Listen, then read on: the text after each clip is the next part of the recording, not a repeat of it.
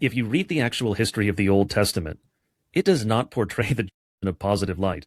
If this were something that was propaganda to make the look good and make people accept them, you wouldn't write, for instance, the narrative of the Ten Commandments. When Moses goes up the mountain to receive the Ten Commandments from the hand of God, he comes back down, and the Jews are having an orgy and worshiping a golden calf they just made. Before we get into it, what you're about to watch is the censored version of this episode. Increasingly, the algorithm is becoming more and more hostile to the type of content I want to deliver. This is a fully independent channel which is contending with the real world issues. If you'd like to support me and keep these talks alive, please head over to the Substack, where here and only here you'll find the full uncensored video, along with live Q&As, a chance to speak to some of the biggest voices in this space, and building a community of like-minded people. I'll leave a link in the description. Please be sure to check it out. Alternatively, if you do want to watch the whole episode for free, you can find the censored version on Spotify. If you do watch it here, all I'd ask is please be sure to follow. Please be sure to give it a 5-star review. This really, really helps with the algorithm. Anyways, enough from me. I hope you enjoyed this week's episode. You know, everyone's kind of getting aware of the JQ. Everyone's getting red pill at the moment. And a consequence of that is everyone's looking at Christianity, right? They see it as the ultimate psyop. What are your thoughts on that? That's something that comes up all the time. It's primarily the neo-pagan set who bring it up, and I won't go so far as to say that there are no genuine actors in that camp, because there are. There are some, I think they're foolish, but I'm distinguishing between, fake actors, bots, people masquerading as someone they are not, things like that, and those who are genuinely mistaken. So I would say there are some small percentage, I would probably say single digits overall, in the neo-pagan camp who are genuine in their attempted critiques of Christianity. They, at least to some degree, believe the things they're saying. The overwhelming majority of it, though, is astroturfed, which, for the UK audience, if they're not familiar with the term, just means fake accounts. AstroTurf is fake grass that's used for football over here, American football.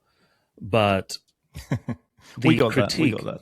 Yeah, the critique of Christianity they usually level is they try to say, well, it comes from the Old Testament, which was originally Hebrew scriptures, not entirely, but mostly Hebrew scriptures, carried around by Old Testament Israel, the nation, and then the modern are, to some degree, a continuation of that people.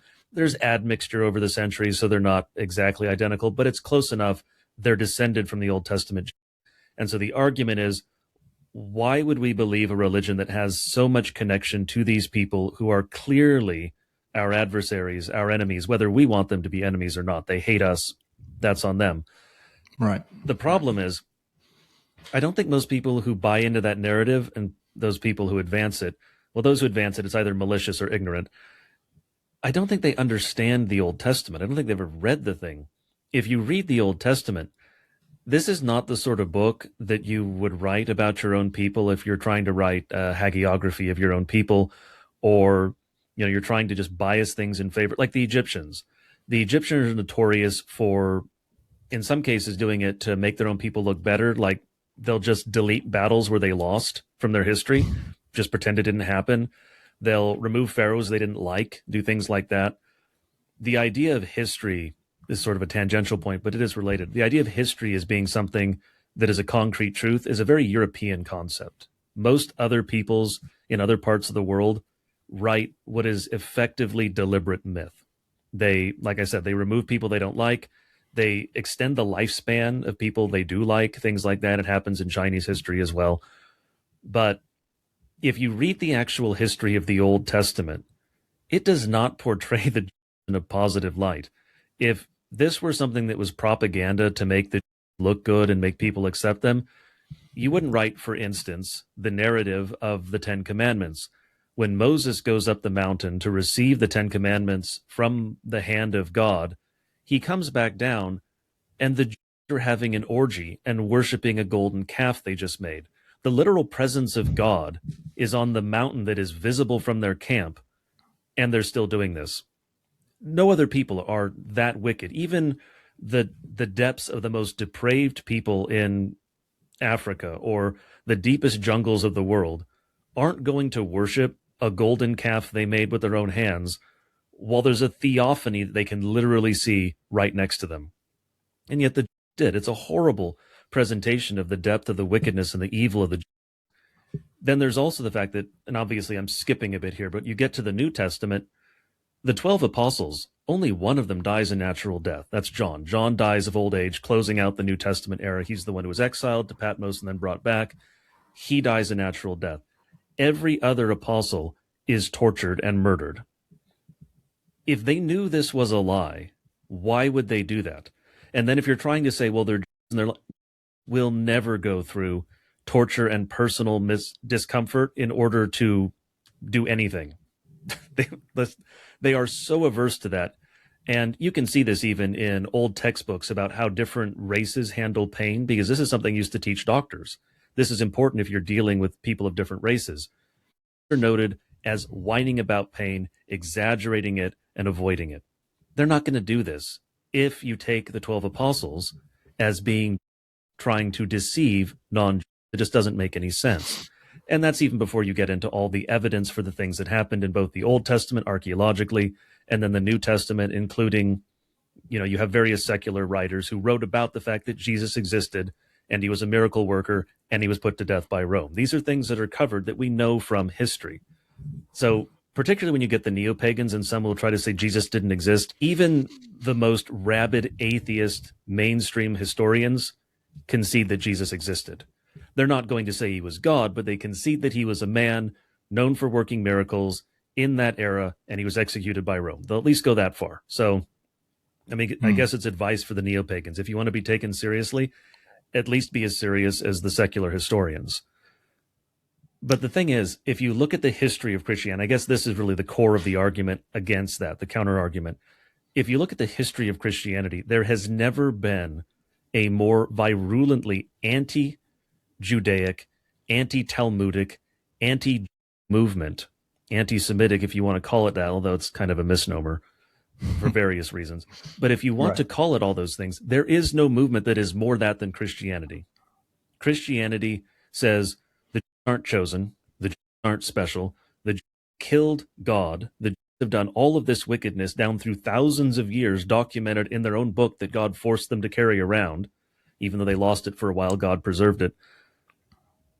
All of that information, and then you look at the various major figures in Christendom down through the centuries, because it's not just, hot spots at various times in history. You have Chrysostom in the early church who writes homilies against the Jews. You have Martin Luther, skipping ahead obviously a little bit, in the Reformation era, who writes against the Jews and their lies. And this is a continual note down through Christian history. There's no other religion that has that sort of antipathy toward the Jews and actual reasons for it. So it doesn't make any sense to try and argue that Christianity is inherently philo-Semitic, because it's not, demonstrably. The only thing that you can argue is the corruption, the heresy known as dispensationalism, which only came into being in basically the 1800s and wasn't really popular until the 1900s, largely due to in this case, both UK and US efforts, unfortunately. But you have Schofield and his corrupted text and his particularly pernicious footnotes. That was a big thing. I get another aside, but it's worth making the point for those who don't know. The Schofield Bible was so popular for a very particular reason and among a particular set. It was the King James, in many cases the original King James, so the archaic spellings and all of that, not the modified version, which is, I can't remember what year it was, but they updated the spellings to be modern English, so at least it's more readable. But it's still in an older English. The people using it couldn't read it because they weren't educated by and large. This was a little bit of history, I guess, just the split in the U.S. for the different peoples who came over. The Germans, the Scandinavians, the more educated British citizens, others like that, moved into largely the northern U.S. and then went into the Midwest. When you get into sort of the South and the hill country, you had a lot more uneducated people. And so they couldn't read these texts. They did not know how to read King James English. And so what did they get? Well, they got a Schofield Bible, and this was also funded by bankers, so they got it for free. So they got a Schofield Bible, and it had footnotes. Well, the footnotes were in, for the time, modern English. And so they could read the footnotes even if they couldn't understand the text, and so they wound up preaching the footnotes. Schofield, of course, was a Philo-Semite. He corrupted the text. His entire goal was to make people love the Jews, and the Jews were already working toward the creation of modern day Israel and their Greater Israel project. He was funded by bankers. I mean, the same as Churchill, unfortunately, but it's all of the same thread. It's the same grand scheme working toward that. It is the corruption of Christianity that causes the problems, not Christianity. And the thing that I'll point out to people is you can use any number of examples, right? If you take a bottle of wine and add poison to it, well, what's the problem? The wine or the poison? It's the poison, it's not the wine. The same thing is true of Christianity. Christianity isn't the problem. Dispensationalism is. That is the cancer that has to be removed. Yeah, that's exactly what I was going to bring up. Very well said. The Schofield Bible is always the one that people point to as like, well, see, it's obvious you've been subverted. It's obvious it's all a lie. But I just reject that completely. Christianity has been repeatedly responsible for producing the best cultures, the best civilizations, whether that's America, whether it's the British Empire when it was at its peak, and, you know, partly because of the Holy Roman Empire as well. And I, like the Frojax brothers say, I do think that's in part because of us. But I think not only is our blood, we need something that binds us together. I see Christianity as the perfect thing to do that. So, yeah, and then this whole, the narrative which they're so desperately trying to push, the Judeo-Christian foundation, right? If you brought that up during the medieval times, this would have been nothing but heresy.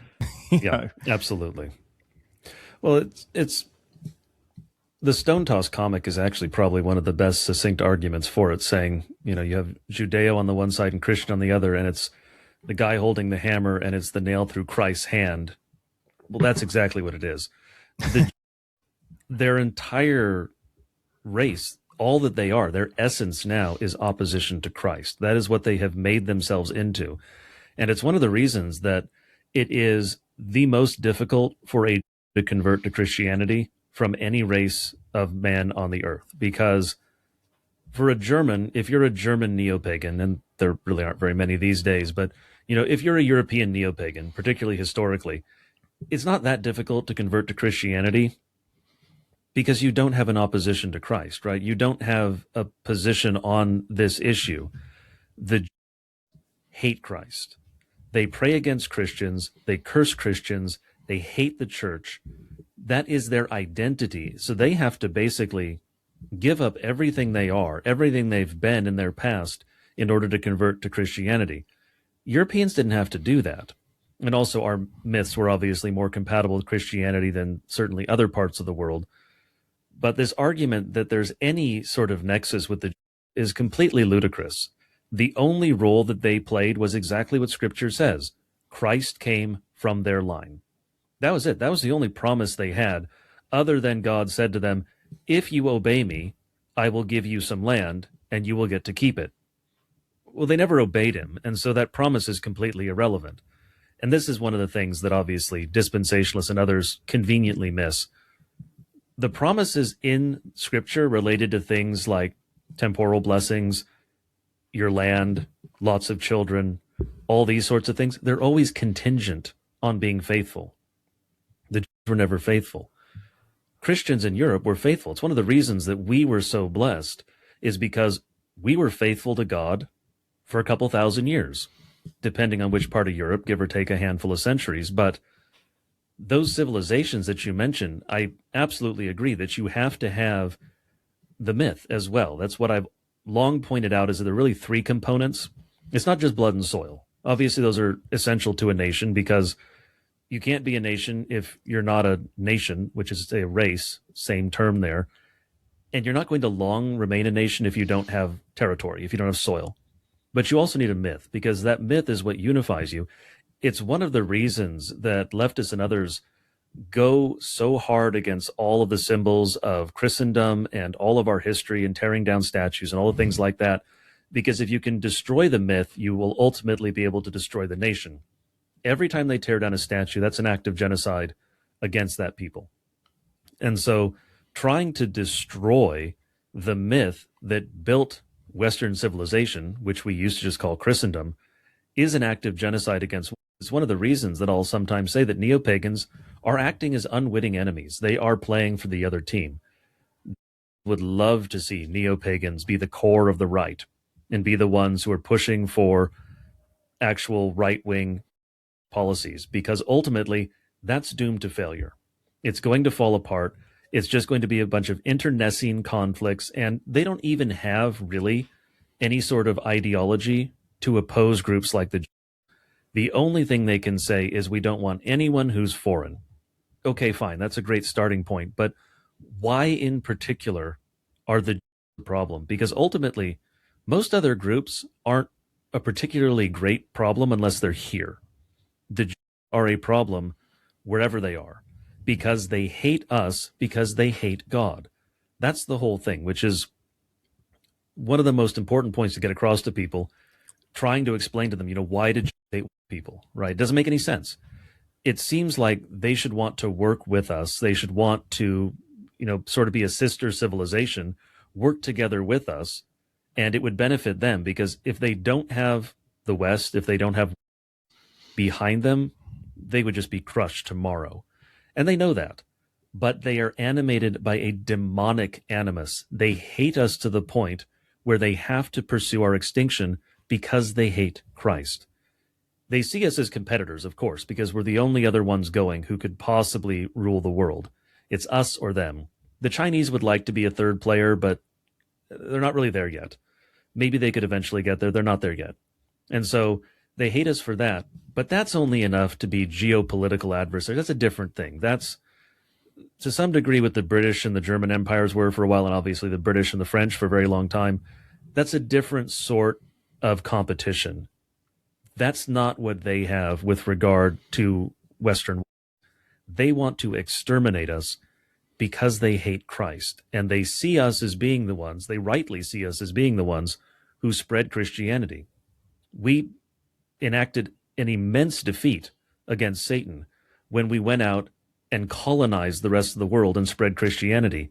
He hates us for that, and his children hate us as well for the same reason. Yeah, it's interesting you were saying about they have the least tolerance to pain, and like my view is all stereotypes are true, right? They're all there for a reason. Even though it makes a lot of people uncomfortable, there is some, like, there's a basis for it. And then when you see just how in like modern Israel, modern life, this whole victimhood mentality, whether it be, talking about the Holocaust for the longest time, which now enables them to commit a genocide. And then whenever that situation is brought up, instantly the pain of being labeled the bad guys is just like lie after lie. It goes straight into this defensive position. And what I do find interesting is I can understand what you're saying from the religious having this animosity, having this hatred towards Christ. But then even when you think about Zionism, a lot of these people are secular. But I don't know if you saw this. There was like the largest pride festival that ever existed in Israel, and it's like right next to where Sodom and Gomorrah was. Yeah, they held it at the Dead Sea, right where, the exact right. location of Sodom and Gomorrah. Yeah, right. So like these, they aren't religious. Yeah, exactly. Like literally, and the name of it was Pride. It's like it's kind of, I don't know if it's like just like some huge irony, and like they're trying to be funny with this, or if it is literally just demonic. But a lot of these people, they are secular. They don't believe in religion.